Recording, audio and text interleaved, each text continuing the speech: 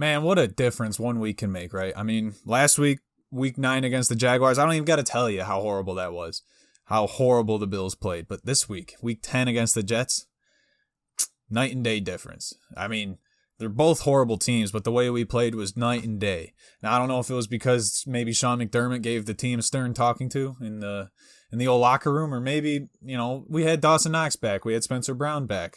Maybe that did it, or maybe it's because we didn't wear those ugly, stupid blue pants that we always seem to lose wearing. I don't know. Could have been all those. But let's talk about it.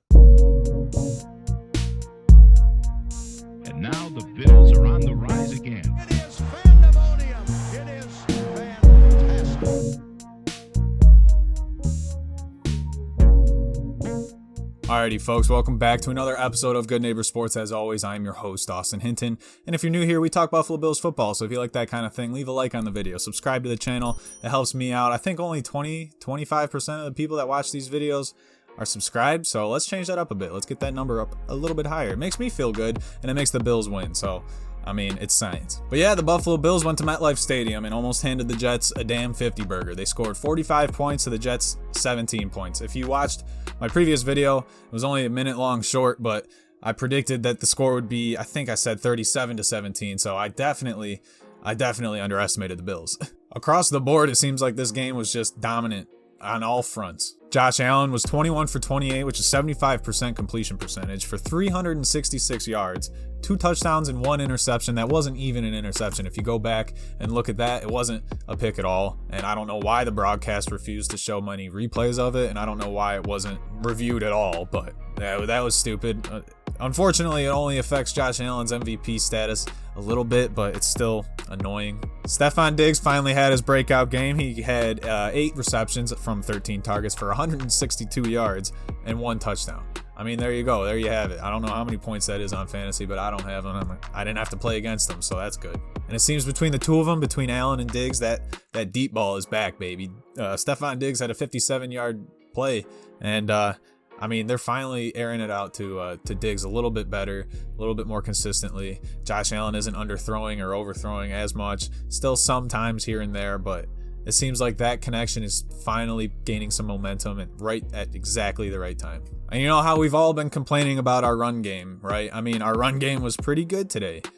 We had 4 rushing touchdowns from Singletary, Breida, Moss, and McKenzie. We accomplished 139 yards of rushing, which is respectable, which is what McDermott wanted. He said, you have to at least have a respectable run game so that your quarterback isn't just getting pummeled every single time. So I think a lot of these, advancements in progression and play in both the run game and the pass game and just the success of the offense came from the offensive line actually having some beef to them. We got Spencer Brown back, which was a massive help. I have some stats here. With Spencer Brown in the game, the team is 22% better in rush yards per game.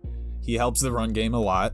23% better in yards per game in general, so obviously he's an asset to the team. And we just drafted him, and he's already producing for us amazingly. And best of all, the team is 52% better in points per game. So whenever we got Spencer Brown in there right in front of Josh Allen, it's just a recipe for success. He plugs that hole that the offensive line has been feeling all season. It's good to have him in there because it makes the games a lot easier to watch. Gabe Davis, Sanders, Beasley, Knox, they weren't utilized too much, but when they were utilized, they were very effective and very useful, which is exactly what we need them to be. Josh Allen is spreading the ball across the field.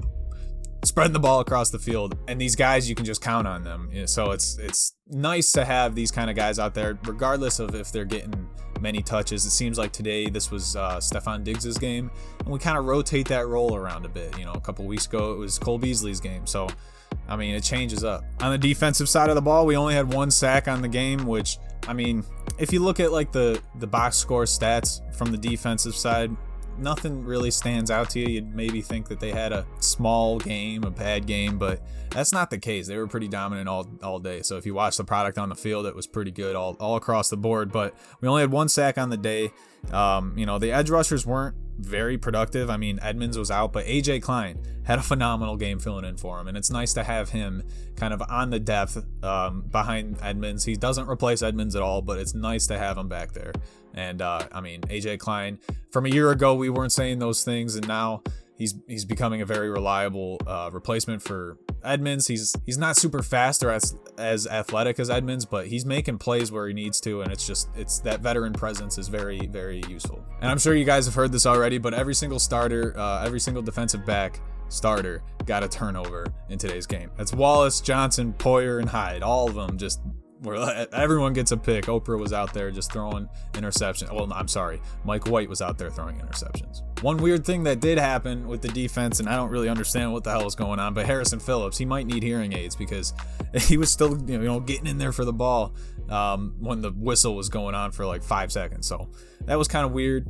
I don't know what the hell was going on there, or if he just literally couldn't hear anything. But Harrison Phillips, I don't know what's going on there. But hey, defense had a pretty good game, regardless of that weird thing. There's so many players that just had a great game that, like, I might not name them all, but one I have to name is Ed Oliver. Phenomenal game. He's having the breakout season that we've been hoping he'd been having ever since we drafted him. Matt Breida, couple touchdowns. He was a breath of fresh air. He's, that good speed to have, and maybe we should play him a little bit more.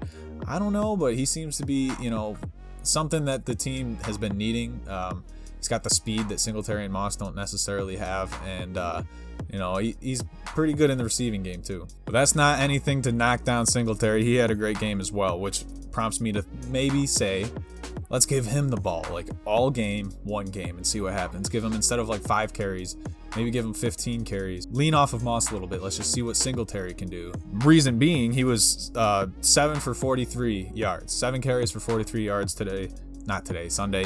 For 6.1 yards per carry. That's pretty damn impressive. So if we give him the ball, he's becoming very efficient with it. I mean, you see those runs. He was making defenders miss, plowing through people many yards after contact. He's phenomenal. And I've been saying it a lot. Gabe Davis, I want to see more from him. Obviously, he's not too big of a part on this offense, this game plan, whatever. And I'm sure his game is going to come around.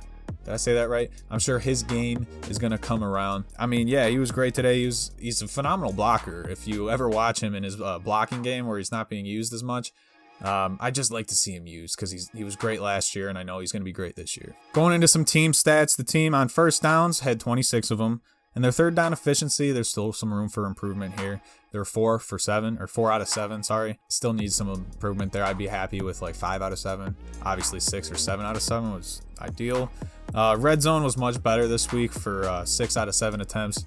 Great job, Bills. Doing some good stuff in the red zone. They're actually, despite a lot of their troubles this year in the red zone, are in the top 5, or at least Josh Allen is in the top 5 for quarterback rating in the red zone. So good for him. But it seems like our red zone efficiency has just been a stark decline from last year when it was just phenomenal. And that, I think, was just Gabe Davis. I think he led our team in touchdowns, and they all came in the red zone. So maybe get him back out there in the passing game a little bit more. I don't know. I'm not Brian Dable. So yeah, everyone, congratulations on the victory week. We're gonna go into this home game against the Colts feeling good. Hopefully, that game will turn out in our favor as well. I'll have a video previewing that one as well.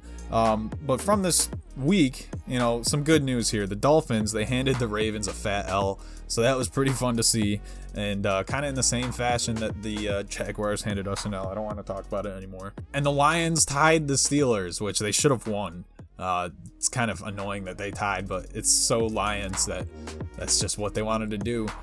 Sitting there on Lake Erie with us and the Browns, we always try and cheer on the Lions, but hey, a tie is not a loss, so congratulations. But some bad news, the Pats still remain on our tail, and they're heating up. Mac Jones is looking pretty good, and we still have to play them twice, so it'll be an interesting couple games when we play them to see who really deserves the leading role in the AFC East. Hopefully, we can expose them, and we have been able to do that in the previous years. But there's always Bill Belichick. You can't always count them out, and I'm especially not doing that now. Maybe in the beginning of the season, I would have told you that they're just hot garbage, but they're looking pretty good. Tennessee, bad news. They beat New Orleans, but barely. And back to the Bills. I sound like a broken record, but Deion Dawkins and Ike Butker just didn't look great. I'm just going to put that out there. Didn't look great. Our offensive line play was a lot better, but those two still just kind of seem to be the blemishes on our team. But yeah, that's all I really got for you guys today. It was a fun game to watch. We put up 45 points, which is always exciting to see. I think through the first 9 games I saw on Twitter, This is the most points scored through the first 9 games of any Bills team ever in franchise history. So if you're thinking that there's some drop off from last season, I mean, you look at Josh Allen's stats, you look at the team's stats, we're playing lights out. We're just losing some games, which is annoying, but we're a phenomenal team. It's hard to say that after we just laid an egg against the Jaguars, but the Bills are a good team, and I'm excited to actually get some competition rolling through. And I can't say that anymore because we lost to the Jags. I hate saying the fact that we had to lost to the fucking Jags. But yeah, the Colts are next. I'll have a video coming out about that. This is another episode of Good Neighbors Sports. As always, be good to your neighbors and go Bills.